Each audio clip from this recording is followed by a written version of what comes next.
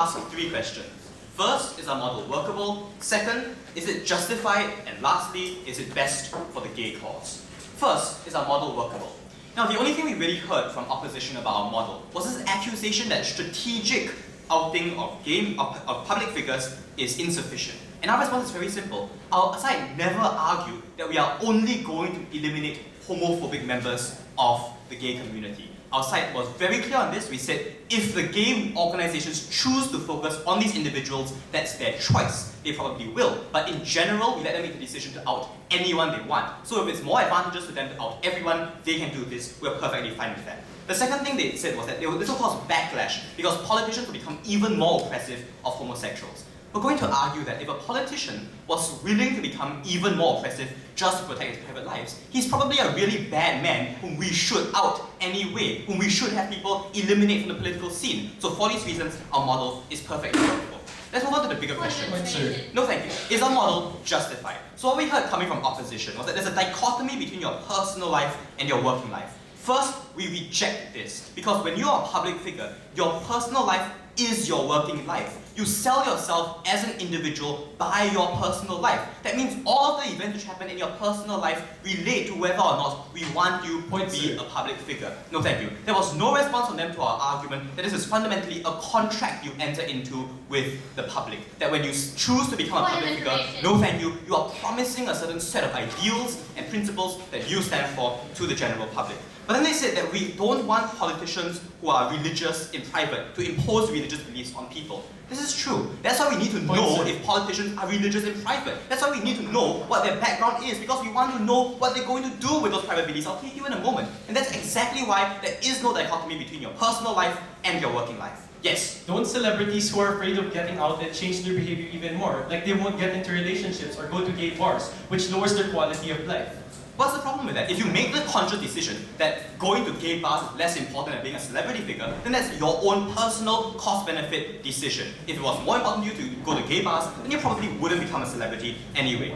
The next thing they told us was that we're shifting the burden of the homosexual movement because we're placing burdens on these individuals. Our response is very clear. It is the burden of each and every public figure who is gay to fight for the gay cause, because there is no distinction between a crime of omission and a crime of commission. If by not fighting for the gay cause, you allow oppression of the gay movement to happen, no thank you, then you are just as responsible as people who actively and openly oppress the gay movement. That was our first biggest argument you haven't dealt with. But the last thing we're going to ask is, why is the life of a single celebrity more important than the entirety of the gay movement? Because even if there's harm to this individual celebrity, even if he gets a little less revenue, we'd much rather have the gay movement fought for. No thank you. Third and final point of contention. Which side's policy is best for the gay cause? We told you about how we create role models, and their only response was celebrities can protect their self-interest, but minorities have no ability to fight oppression. Exactly. Minorities who feel oppressed have no natural ability to fight this oppression. We give them the sign, the signal, that you can become an accomplished person, that you can be homosexual and be a normal person. No thank you. We send the signal to these oppressed minorities that it's okay, that you can be just like me, like a prominent figure in public.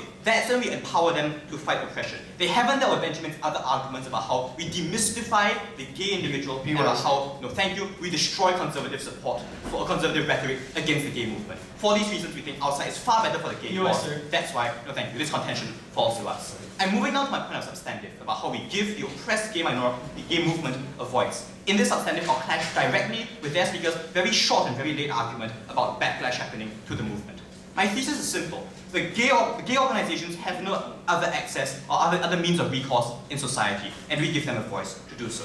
Premise. Gay organizations tend to have less access to the media. I'll take you in a moment. This is because this debate tends to take place in more conservative countries, where the culture of the country already inclines these individuals to repress their sexuality. In these countries, they have less access to the media. Before I explain why. Yes, sir. You want to normalize the idea that being gay is fine. But by outing them, you sensationalize and you make it seem like they're gay first, human second. It's not the kind of mindset you're propagating in your model. Why are we making them seem like they are gay first, human second? We are making them seem like human beings who are gay. And not just human beings who are gay. Popular, accomplished human beings who are gay. The signal we send is that it is perfectly possible for a gay individual to be popular and accomplished just like them.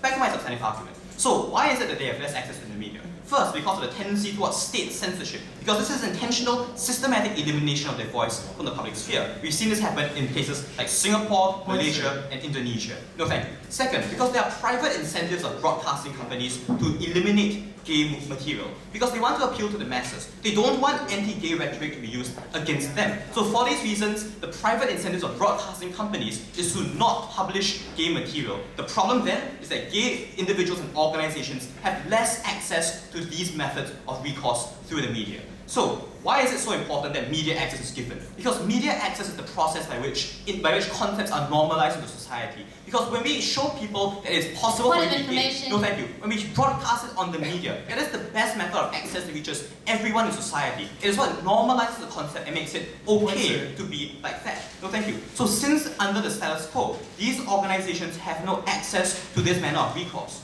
we give them a method of access. Why? Because now they can use existing anti-gay platforms as their own campaign platforms. When they show the general public that an individual who professes to be anti-gay is actually very gay himself, they are using these anti-gay platforms as their means of access to the media. This allows them to further their cause, it gives them access to an important manner of recourse, which allows them access to society. No thank you. We think every individual in society, every interest group should have access to the media, should have access to this manner of recourse. We give it to them.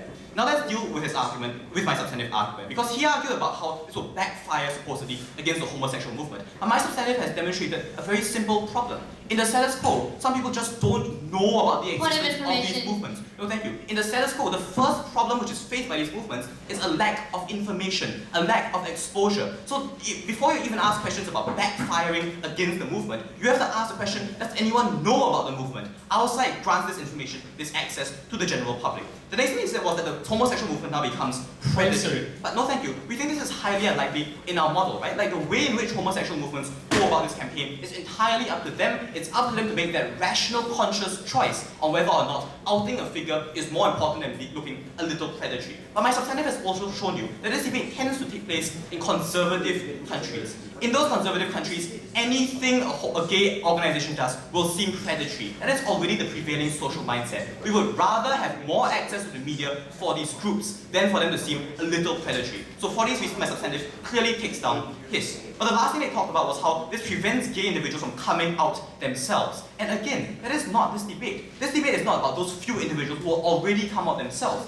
This debate is about countries where the prevailing cultural mindset prevents them from doing so. But the prevailing cultural mindset doesn't normalize homosexuality and forces these individuals to keep their private lives in the closet. For these reasons, it is our side which truly brings them out. And that is where we stand for the gay cause. Our side stands in defense of homosexuals, our side stands in defense of the movement, but we also stand in defense of a better society which allows everyone an equal right to media access. For these reasons, we are very proud to stand in proposition.